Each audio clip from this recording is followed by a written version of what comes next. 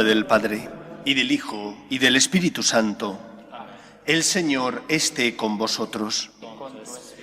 Damos gracias a Dios por su misericordia y le pedimos perdón por nuestros pecados para de esa manera preparar dignamente nuestro corazón a la celebración de estos sagrados misterios. El Señor esté con vosotros. Lectura del Santo Evangelio según San Juan. Gloria a ti, Señor. En aquel tiempo dijo Jesús gritando: El que cree en mí, no cree en mí, sino en el que me ha enviado. Y el que me ve a mí, ve al que me ha enviado. Yo he venido al mundo como luz, y así el que cree en mí no quedará en tinieblas. Al que oiga mis palabras y no las cumpla, yo no lo juzgo, porque no he venido para juzgar al mundo, sino para salvar al mundo. El que me rechaza y no acepta mis palabras, tiene quien lo juzgue. La palabra que yo he pronunciado, esa lo juzgará en el último día. Porque yo no he hablado por cuenta mía. El Padre que me envió es quien me ha ordenado lo que he de decir y cómo he de hablar. Y sé que su mandato es vida eterna. Por tanto, lo que yo hablo, lo hablo como me ha encargado el Padre. Palabra del Señor. Gloria a ti, Señor Jesús. Jesús nos revela que el Dios Todopoderoso, el único Dios, el único Señor, sin embargo, son tres personas divinas: Dios Padre, Dios Hijo y Dios Espíritu Santo. Iguales en su dignidad, distintas en sus relaciones. Las tres personas divinas son de la misma naturaleza humana y por lo tanto el Padre, el Hijo y el Espíritu Santo exigen de nosotros la misma fe, la misma esperanza, el mismo amor, el mismo culto.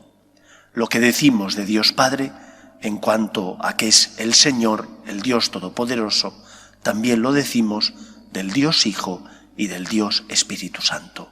Un solo Dios, tres personas divinas. Jesús revela esta gran verdad que ya aparece de forma tácita en el Antiguo Testamento, pero que no aparece de forma clara hasta que Cristo lo revela y da a conocer. Pero me interesaría, ante todo, fijarnos en unas palabras de Cristo que dice que el mandato de su Padre es vida eterna. No es cualquier cosa. La voluntad de Dios para mí es vida eterna. Es el mejor camino, el único camino que puedo seguir para ser verdaderamente feliz. No hay otro camino que me lleve a la salvación y por lo tanto a la felicidad. Solo Cristo es el camino que lleva a la vida.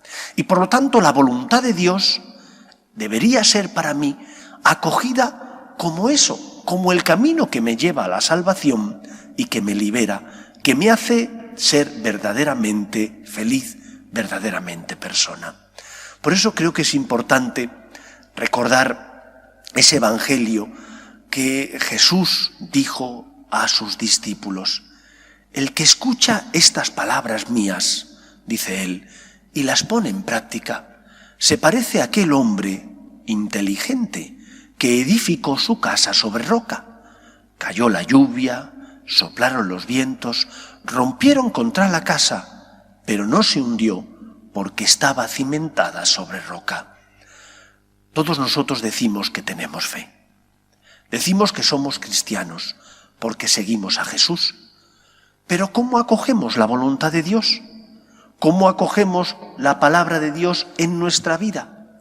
¿La acogemos como el mismo Cristo acogió la voluntad de Dios Padre? ¿Como el único camino que puedo seguir para ser verdaderamente feliz? ¿O la acogemos en el sentido de que decimos, si me viene bien, entonces cumplo la voluntad del Padre?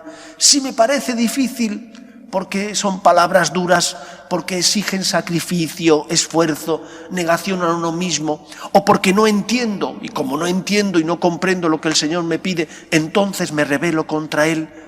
¿Estamos siendo necios o estamos siendo inteligentes? Si acogiéramos la palabra de Dios como lo que es la palabra del Salvador, la palabra de Dios que te ama, que te quiere, y que porque te ama y te quiere ilumina tu vida, para que no vivas en la perdición, para que no camines en tinieblas. Si la acogiéramos e intentáramos hacer su voluntad, estaríamos construyendo nuestra vida, no en el mero sentimentalismo, no en las apetencias humanas de hacer aquello que me parece más fácil. Eso hacen los necios. Estaríamos acogiendo la palabra de Dios y por lo tanto viviendo nuestra vida, edificando nuestra vida, nuestras relaciones familiares, sociales, laborales, en la roca firme del amor de Dios. Cristo, dice San Pablo, aprendió sufriendo a obedecer, y en esa noche dolorosa del Jueves Santo, en Getsemaní, sudó sangre, sufrió porque aquello que Dios Padre le pedía significaba un gran dolor para él. Y sin embargo lo hizo porque se fió de él y sí pidió que pasara de él ese cáliz, pero concluyó su oración diciendo: pero Padre, que no se haga mi voluntad sino la tuya. ¿Cómo concluyes tú tu vida? ¿Cómo vives tú tu relación con Dios? Fiándote de Él, asumiendo que lo que Él te pide es lo mejor para ti, aunque tú no entiendas el porqué. Tienes que aprender sufriendo a obedecer. Tienes que hacer un acto de confianza en Dios. Tienes que fiarte de aquel que te ama, que te quiere, y que sus palabras son vida para ti. No son palabra de hombre, palabra vacía, son palabra de Dios que llena tu corazón y tu vida de la vida divina. Es palabra que da vida, que da la vida de Dios, que da la vida eterna. Aunque a veces tengas que sufrir, aunque tengas que subir a la cruz como Cristo, hazlo, fíate de Él como Él se fió de Dios Padre. Cuando haces la voluntad de Dios, puede ser que seas más pobre económicamente, porque has tenido que compartir tus bienes materiales con los necesitados, o porque has tenido que compartir tu tiempo, tus dones con los que sufren y te necesitan. Pero eres mucho más feliz espiritualmente. Eres mucho más feliz humanamente hablando. Experimentas que tu corazón está lleno de esperanza, de alegría. ¿Por qué? Porque estás amando. Porque has construido tu casa y tu vida, no en el egoísmo de los hombres, sino en las palabras de aquel que es el camino que nos da la vida, en las palabras de Cristo. De igual manera que Cristo hizo la voluntad del Padre y ansiaba ante todo hacer la voluntad de su Padre Dios, lo mismo tenemos que hacer nosotros. Desear hacer la voluntad de Dios, construir nuestra vida en las palabras de aquel que murió y resucitó para salvarnos y que es el camino que nos lleva a la vida, que nos lleva a la salvación. Aquel que construye su vida siendo fiel a las palabras de Cristo es un hombre inteligente y sabio, quizás no a los ojos de los hombres, pero sí a los ojos de Dios. Mientras que aquel que edifica su casa, su vida sobre el egoísmo, puede parecer que es un hombre sabio a los ojos de los hombres, pero a los ojos de Dios es un necio. Y más pronto o más tarde se nota en la paz que tienes en tu vida, se nota en la esperanza con la que te comportas, porque si has puesto tu esperanza en los bienes de este mundo, que son pasajeros, en la salud, que hoy la tienes y mañana no, en la belleza, que es algo efímero, que hoy lo tienes y mañana no, si has puesto en eso tu esperanza, más pronto que tarde verás esa esperanza defraudada. Solo en Cristo, solo en Dios, Padre, Hijo y Espíritu Santo, podemos y debemos poner nuestra esperanza. El que cumple la voluntad de mi Padre, ese, dice Jesús, es el que de verdad es un hombre sabio, un hombre inteligente. ¿Qué voluntad estás cumpliendo tú? ¿A quién estás siguiendo? ¿Cómo estás edificando tu vida? Esa es la palabra, esa es, mejor dicho, la pregunta que hoy Dios te hace a ti. Si como Cristo edificas tu casa basándola en la roca del amor, en la roca de su amor, verás que su esperanza no defrauda. Que el Señor nos ayude. Nos ponemos en pie. Oremos a Dios nuestro Padre. Pedimos por la Iglesia, para que sea siempre testimonio del amor de Dios en medio del mundo, por sus obras de caridad, de misericordia, por la fidelidad a la verdad revelada, roguemos al Señor. Pedimos también por los que sufren, especialmente por los enfermos del coronavirus, por aquellos que han fallecido. Pedimos por sus familias, para que pongan su esperanza en Cristo resucitado, roguemos al Señor. Pedimos también por nuestros gobernantes, para que hagan una gestión eficiente de esta crisis sanitaria, para que sean veraces también con los ciudadanos y no nos engañen, roguemos al Señor.